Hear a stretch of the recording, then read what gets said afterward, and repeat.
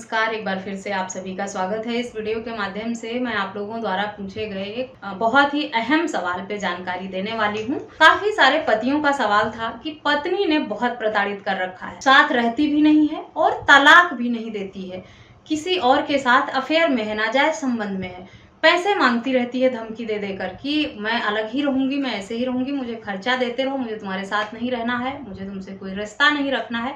सालों हो गए अलग रहते हुए, मुझे एक वैवाहिक जीवन का सुख जो है वो नहीं मिल पा रहा है। ना तो पत्नी घर की जिम्मेदारियां निभा रही है, ना ही कोई फिजिकल रिलेशन है, मेरा रहना भी नहीं है और तलाक भी नहीं देना है, ऐसी कंडीशन ले आई है। मुझे ऐसे पार्टनर से छुटकारा चाहिए। मैं जानता हूँ कि उसका किसी और से नाजायज संबंध है, मेरे माँ बाप की इज्जत भी नहीं करती है, वो किसी और से संबंध है। कई बार ऐसा होता है कि उन्हें नाजायज संबंध से ही बच्चा भी हो जाता है और वो उस बच्चे को भी पति से ही भरण पोषण की मांग करती हैं कि ये बच्चा भी आपका ही है। पति ये जानता है कि ये बच्चा मेरा नहीं है, या उसके पास डीएनए टेस्ट की रिपोर्ट भी होती है ये साबित करने के लिए कि जिस बच्चे का दावा किया जा रहा है कि उसका है, वो उसका है ही नहीं।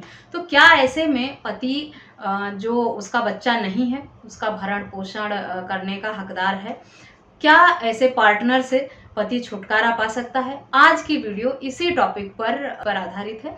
तो पूरी जानकारी पाने के लिए इस वीडियो को अंत तक जरूर देखें। अगर मेरे चैनल पर नए हैं, अब तक सब्सक्राइब नहीं किया है, तो प्लीज सब्सक्राइब करके बेल आइकन को जरूर प्रेस करें ताकि इस तरह की और भी इंफॉर्मेटिव वीडियोस आपको घर बैठे मिलती रहें। देखिए, अगर आपकी पत्नी का नाजायज संबंध है, पत्नी माँ बाप को प्रताड़ित करती है, उनके साथ बदतमीजी करती है, लड़ाई झगड़े करती है, आपको मजबूर करती है कि माँ के साथ नहीं रहना है, अलग रहना है माँ से, तो मैं आपके साथ रहूंगी, या जिस किसी से वो बातचीत करती है नाजायज संबंध में है, उसका सबूत आपके पास है। कई सारे लोगों का कहना था कि व्हाट्सएप चैट है मेरे पास, मैंने उसका व्हाट्सएप चैट पढ़ा था और उसकी स्क्रीनशॉट ले ली थी, जिससे मैं ये साबित कर सकता हूँ कि मेरी पत्नी का अफेयर है, किसी और के साथ नाजायज संबंध है। आप व्हाट्सएप चैट को लगाकर क्रूरल्टी तो साबित कर सकते हैं, लेकिन सिर्फ व्हाट्सएप चैट के आधार पर आपको तलाक मिलना मुश्किल होता है। व्हाट्सएप चैट के साथ साथ आपको अन्य एविडेंस भी लगाने होंगे, ये साबित करने के लिए कि आपका पार्टनर किसी और के साथ रिलेशनशिप में है, एडल्ट्री में है। जैसे कोई वीडियो हो गई आपके पार्टनर की, कई बार होता है लोग रिलेशनशिप में रहते हैं तो इस तरह की वीडियो बना लेते हैं फिजिकल रिलेशन में आते हुए, तो वो साबित करने के लिए काफ़ी होता है कि आपके पार्टनर का किसी के साथ नाजायज संबंध है।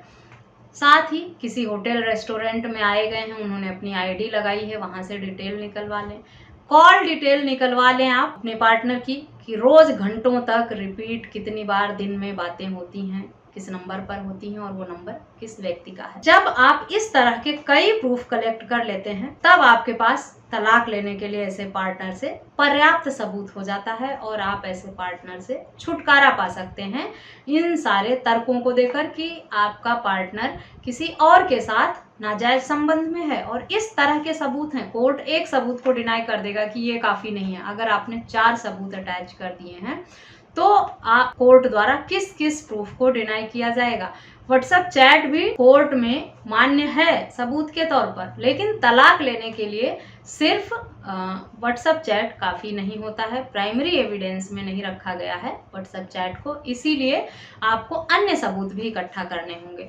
अगर कोई बच्चा है आपके शादी होने के बाद और आपको शक है कि वो बच्चा आपका नहीं है, तो कोर्ट में केस चल रहा है तो कोर्ट से डीएनए टेस्ट की मांग करें करवाने के लिए कि ये बच्चा आपका नहीं है और आप इस बात को डीएनए टेस्ट के माध्यम से प्रूफ करना चाहते हैं, और कोर्ट ऑर्डर पर आप डीएनए टेस्ट करवाएं और ये साबित करें कि वो बच्चा आपका नहीं है, तो ये भी बहुत स्ट्रांग एविडेंस हो जाएगा। और ऐसे पार्टनर से अगर आपको तलाक मिलेगा तो आपको मेंटेनेंस में भी बहुत राहत मिलती है। कई बार होता है कि पत्नियां किसी के साथ दूसरे शहर में जाके लिव इन रिलेशनशिप में रहने लगती हैं और उनके पति को पता भी नहीं होता है कि वो मुझसे अलग रह के वहाँ क्या कर रही है, पति से भी मेंटेनेंस लेती रहती है। तो इन सब बातों का पता लगाएं। अगर ऐसा कुछ है तो सबूत इकट्ठा करें और उसके बाद कोर्ट के समक्ष सारे सबूतों के साथ डाइवोर्स केस फाइल करें। आपको कॉन्टेस्टेड डाइवोर्स फाइल करना होगा और आपको तलाक मिल जाएगा, पर सबूत आपको कोर्ट में देने होंगे। कोर्ट सिर्फ कही सुनी बातों पर भरोसा नहीं करता है। आप जो बातें कहेंगे उसको साबित करने के लिए आपके पास पर्याप्त सबूत होना चाहिए। अगर आपका पार्टनर रिलेशनशिप में है, लिव इन रिलेशनशिप में है, कोई एग्रीमेंट बनाया है वहाँ का जहाँ पे वो रह रहा है, तो उसमें ज़रूर मेंशन होगा कि वो किसके साथ रह रहा है, कितने समय से रह रहा है, या एग्रीमेंट किस नाम पे बना है, या आपकी पत्नी ने उसे एज ए पार्टनर कहीं शो किया है, होटल रेस्टोरेंट में जा रहे हैं मिलने, तो उसका सबूत काफ़ी होता है। इस सब तरह के तर्क जब आप कोर्ट के समक्ष रखते हैं तो आपका पक्ष बहुत स्ट्रांग हो जाता है और आपकी सुनवाई भी होती है। सिर्फ कह देने से कि आपके साथ आपका पार्टनर एडल्ट्री में है या सालों से अलग रह रहा है, ये काफ़ी नहीं होगा। साथ ही 2 साल से अधिक समय हो गए हैं अलग रहते हुए, तो डिजर्शन का भी ग्राउंड बनेगा। डिजर्शन के साथ साथ क्रूरटी तो बनती ही है कि आपको शादीशुदा होते हुए भी पति पत्नी का जो संबंध है वो आप लोगों के बीच में है नहीं, तो डिजर्शन का ग्राउंड हो गया, क्रूरटी भी हो जाएगी। ये सारे सबूत आप अगर लगाते हैं तो आपको आसानी से छुटकारा मिलेगा इस तरह के पार्टनर से। अब बात करेंगे मेंटेनेंस और एलिमनी की। अगर बेवजह अलग रह रही है पत्नी, इंडिपेंडेंट है या कमा रही है या किसी और के साथ लिव इन में रह रही है, तो आपको मेंटेनेंस भी नहीं देना पड़ता है। ऐसे पार्टनर से छुटकारा मिल जाता है बिना मेंटेनेंस और एलिमनी दिए। बच्चा अगर आपका नहीं है तो उसको भरण पोषण देने की रिस्पॉन्सिबिलिटी आपकी बिल्कुल भी नहीं है, ये बात भी अच्छे से समझ लें। पर अगर साबित कर पाएंगे आप तभी, डीएनए टेस्ट में अगर ये साबित होता है कि वो आपका बच्चा नहीं है तो वो आपकी जिम्मेदारी नहीं है। पत्नी पढ़ी लिखी है, नौकरी करती थी या अभी भी कर रही है या शादी से पहले कर रही थी, या कोई उनका सोर्स ऑफ इनकम है, उनकी पेरेंटल प्रॉपर्टी उनको दी गई है, रिलेशनशिप में किसी के साथ हैं, तो वो बेरोजगार, बेसहारा, बेघर बिल्कुल भी नहीं है, उनके साथ रह रही हैं, तो ये सारे सबूत आप दे दें कोर्ट में और ऐसे पार्टनर से छुटकारा पा जाएं आप। लेकिन ऐसी पत्नियां छुटकारा जल्दी देती भी नहीं हैं। आपको थोड़ी मेहनत करनी पड़ती है, थोड़ा एफर्ट करना पड़ता है इस तरह के पार्टनर से छुटकारा पाने के लिए। देखिए, मुसीबत तो आपके गले पड़ ही गई है, शादी करके आपने अपना जीवन फंसा लिया है। अब इस शादी से निकलने के लिए आपको एफर्ट तो करना पड़ेगा। किसी ऐसे जीवन में फंसे रहकर घुट घुट कर अपना जीवन बिताने से बेहतर है किसी की गलत डिमांड पूरी करते रहना, उसके इस तरह के कृत्य को बढ़ावा देना है और अपनी जिंदगी खराब करना है। गलत तरीके से कोई आपको ब्लैकमेल करे, धमकाए, परेशान करे और इस तरह से पैसे ऐंठता रहे और आप उसे देते रहें, इससे बेहतर है कि थोड़ा एफर्ट लगाकर आप अपने पार्टनर के खिलाफ सबूत इकट्ठा कर लें, जो भी उसको शक हो। हर व्यक्ति का केस अलग अलग होता है।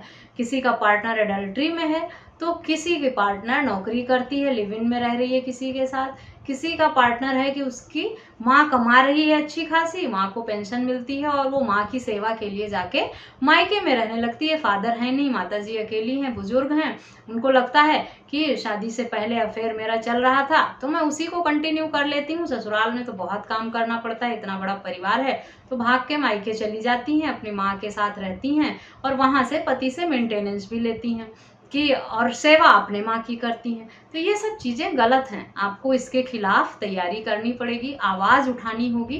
रास्ता बताने वाले आपको बहुत मिल जाएंगे। आपको यूट्यूब पर आप सर्च करेंगे, आपकी प्रॉब्लम से रिलेटेड आपको 1000 सॉल्यूशन वाली वीडियोस मिल जाएंगी, एक दो नहीं, हजारों की संख्या में मिलेंगी।